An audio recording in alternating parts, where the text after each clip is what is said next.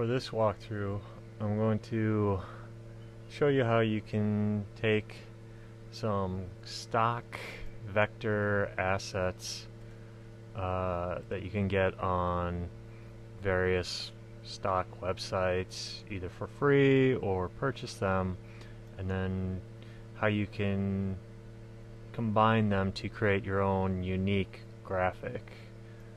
So this one I'm going to create a kind of skull-based or skull-themed kind of grungy looking graphic. So you'll get to see just kind of my kind of design process and how I play around with the elements to create a aesthetically pleasing design.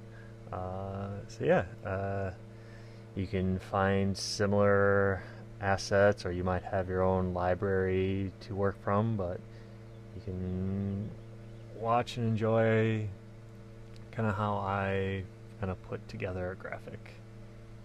And enjoy.